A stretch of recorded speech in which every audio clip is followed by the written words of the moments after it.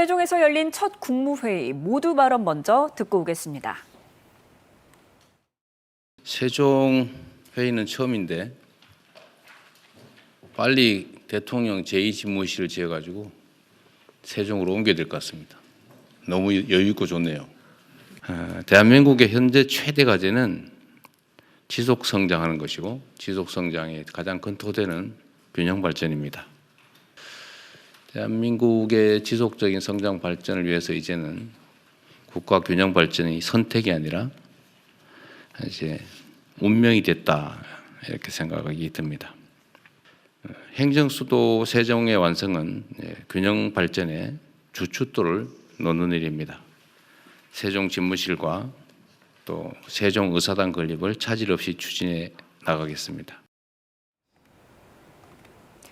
네, 행정수도 세종의 완성은 균형 발전의 주춧돌을 놓는 일이다라고 언급을 했는데요. 세종 집무실 그리고 의사당부터 추진하겠다 이런 의미일까요? 예, 그 정부 출범 이후 처음으로 이 정부 세종청사에서 국무회의를 주재를 했는데 세종으로 간 이유는 그만큼 지역 균형 발전과 또 행정수도 완성에 대해서 의지를 보여주고자 한 것으로 풀이가 됩니다. 이재명 대통령 그동안 대한민국은 부족한 자원을 한 군데에 투자하는 불균형 성장 전략을 취해왔는데 물론 이것이 수도권 일극 체제가 상당한 효율성을 가진 체제인 것도 사실이긴 하지만 이제는 그 한계가 드러나고 있다고 진단했습니다. 그렇기 때문에 대한민국의 지속적인 그런 발전을 위한 균형 발전은 선택이 아닌 운명이라고 표현을 했는데요.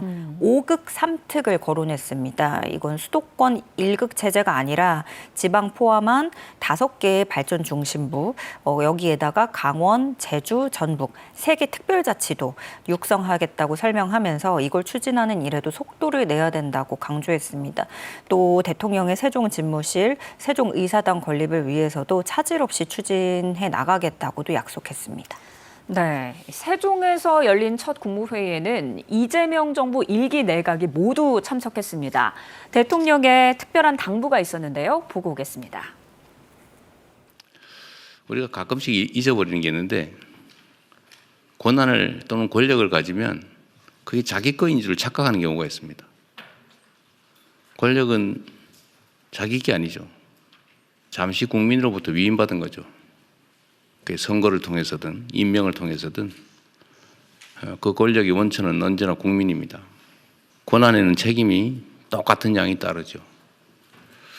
공적 책임, 공적 권한은 같은 말입니다. 그래서 우리가 행사하는 모든 권한, 모든 업무는 오로지 국민을 향해 있어야 합니다. 국민을 모시는 존재다라는 걸 잊지 말아야 하고 내가 가진 공적인 시간 1시간은 5,200만 시간의 가치가 있다는 생각을 결코 한순간도 잊어서는 안 됩니다. 네, 신임 국무위원들이 참석하면서 이제 드디어 국무회의 완성체가 됐다라고 언급을 했는데 다시 한번 공직자의 자세를 강조했어요. 예, 사실 취임 직후부터 이 부분을 계속해서 강조해 오던 대목이기도 하고요. 네. 또 애초에 국민주권 정부를 내세우고 있잖아요. 그런 신념, 철학을 다시금 강조한 거라고 볼 수 있겠습니다. 이재명 대통령은 선거를 통해서든 임명을 통해서든 권력의 원천은 언제나 국민이다. 자기가 마치 그 권력을 가진 특별한 경우라는 착각에 빠지지 않도록 노력하는 게 정말 중요하다고 당부를 했고요. 근데 이게 사실 뭐 항상 좀 자리가 사람을 만든다고 해가지고 좀 착각을 사람이라면 좀 그렇게 되는 경우도 있고 마치 그 자리가 나의 그 자체, 나 자체인 것처럼 네. 그렇게 또 되는 경향이 있기 때문에 그런 부분들을 지적을 했고 그래서 이재명 대통령은 시험을 보든 선거를 받든 잠깐 위탁받은 것뿐이다. 그 네. 권력의 원천은 모두 국민의 것이다. 그렇지만 이런 것들이 잊어버리는 경우가 많기 때문에 계속 직시하고 우리가 기억하고 그러도록 노력을 해야 된다는 부분들을 좀 상기를 시키도록 한 것 같고요. 그러면서 또 나와 주변이 아닌 그런 것, 뭐 어떤 권한과 모든 업무가 다 국민을 향해 있어야 된다라는 점도 계속해서 거듭 강조했습니다. 예. 또 현안 토의에서는 국가 균형 성장 방안이 집중 논의됐는데요. 국무위원들의 논의 모습 보고 오겠습니다.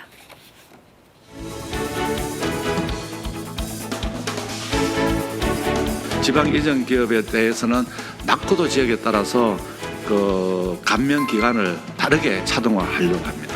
예타도 마찬가지입니다. 예타도 결국은 기업들이 지방을 가야 경쟁력을 가질 수 있고 세계적인 기업들과 경쟁할 수 있겠구나 하는 그 시스템을 만들어줘야 하는 게 우선 중요하다고 생각을 하고요. 대기업군이 지방에 꽤 있거든요.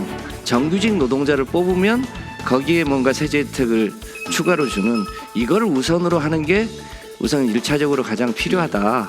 쉬운 일부터 좀 하면 어떨까 이런 생각이 있습니다. 네, 좋은 지적이네요. 지방으로 갈 경우에 금융상 이익을 주는 그런 방법은 불가능합니까? 또는 연계성이 너무 안 된다는 법이 있어요? 지역을 더 촉진시킬 수 있는 그런 장치들이 뭐가 있는지 그런 부분 좀 더 강화시키도록 그러니까요. 하겠습니다. 이재명 정부의 균형 발전 정책 하면 5극 3특 아니겠습니까? 속도를 내달라 이렇게 주문했죠. 예, 이 5극 3특 먼저 좀 소개를 해드리면은요. 아까도 네. 살짝 말씀드렸지만 그 수도권, 동남권, 대경권, 중부권, 호남권 이렇게 해서 5개 메가시티 권역으로 보는 거죠. 여기에다가 3특은 강원, 전북, 제주 지금 3개 특별자치도가 있으니까 이렇게 해서 고르게 발전시키자라는 구상인 겁니다. 그러니까 청년이 지역에서 미래를 만들어 나가도록 하겠다라는 포부가 있는 거고요. 그 울산 데이터 센터에 50조 원 투자하는 SK 사례를 언급을 했습니다. 그래서 부울경 전략산업을 정부가 좀 적극적으로 지원해서 성공 사례로 만들자는 제안이 나왔고요.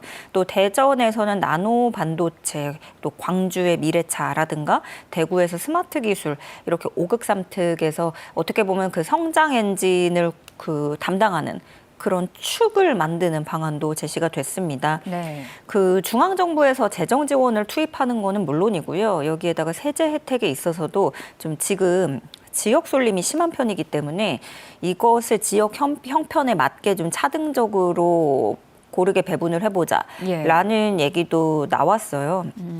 그 얼마 전에 그 지역 토론회 보니까 거기서 이제 삼척 주민분이셨을 거예요. 도서관이 없다 뭐 이런 얘기도 말씀하셔서 대통령이 유심히 듣고 네. 피드백을 주는 그런 모습도 봤는데 어떤 지역 균형 발전에 대한 강한 의지 드러내고 있고요.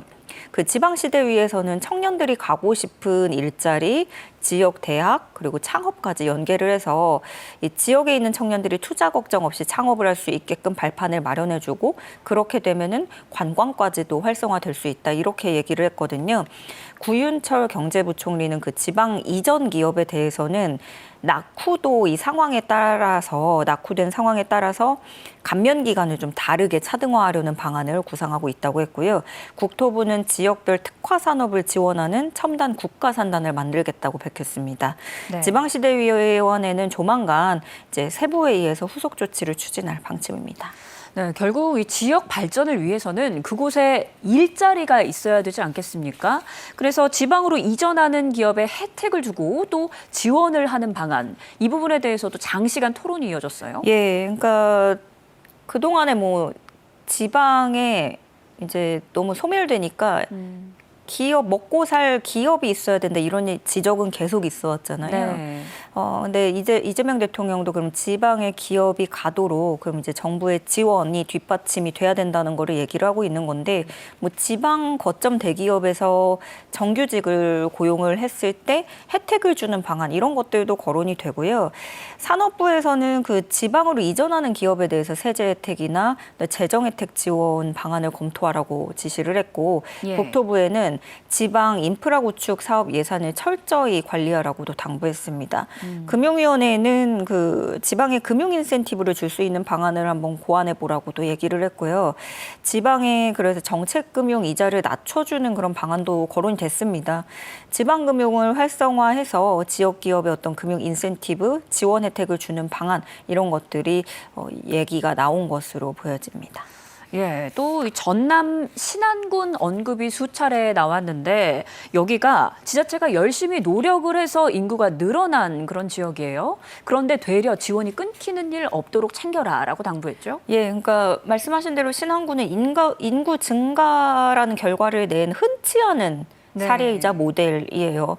군으로만 구성된 기초단체인데 보통 다 이제 사람이 빠져나가서 걱정인데 이렇게 늘어나는 게 정말 이례적인 케이스거든요. 네. 그래서 이재명 대통령의 그 가장 어려운 지역인데도 인구가 늘어난 이유는 해당 지방정부의 노력 덕분이다 이렇게 평가를 했습니다. 네. 신안군에서는 햇빛연금 제도라는 걸 시행하고 있거든요. 이게 이게 뭐냐면 태양광 발전 수익 일부를 주민들에게 나눠주는 그런 배당하는 제도를 도입을 했고 네. 이걸로 인해서 인구 증가 효과가 있다는 거예요. 지난해 4월 기준으로 신안군 인구가 3만 8천여 명인데 전년 대비 660여 명 늘어났고요. 그 햇빛연금 기금을 봤을 때 2021년에 17억 원으로 시작을 했습니다. 예. 2022년에 39억 원, 2023년에는 78억 원까지 크게 뛰었고요. 2024년에 82억 원. 이렇게 매년 상승세를 보이고 올해 4월까지 누적 지급액이 247억 원에 달합니다. 인구 전체 인구의 42%가 이 혜택을 보게 된 거고요. 근데 이렇게 되면서 신안군은 도리어 걱정이 생긴 거예요. 네. 왜 그러냐면 원래 정부가 인구 소멸 지역이라는 걸 정해서 거기에 정부 지원을 줍니다. 신안군도 당연히 예전에 2021년에 선정이 돼서 5년 동안 지원을 받고 있었거든요. 예. 그런데 인구가 늘어났으니까 와 그러면 우리 이제 안 되겠네? 이렇게 된 거죠. 근데 인구를 기준으로 본다면 당연히 제외되는 게 맞을 수도 있겠지만 어떻게 보면은 잘했기 때문에 지원을 못 받는 그런 아이러니가 생길 수 있다는 거죠. 그렇죠. 예, 그래서 실제로 1차 기준을 적용했을 때 신안군은 탈락입니다. 근데 윤호중 행정안전부 장관 설명에 따르면 2차 기준에서는 인구만 본 게 아니라 좀 더 종합적으로 판단을 한다는 거예요. 네. 그래서 어떤 제도 개선 노력을 얼마나 했는가 이런 것들까지 다방면으로 반영을 한다는 건데 명칭도 이제 인구 소멸 지역 이렇게 하는 것보다는 지방인구 활력 지역 이렇게 네이밍을 바꾼다고 밝혔고요. 예. 그 노력해서 개선하는 사례에 있어서 박탈감을 느끼지 않게 하겠다라는 의지가 반영된 것으로 풀이됩니다.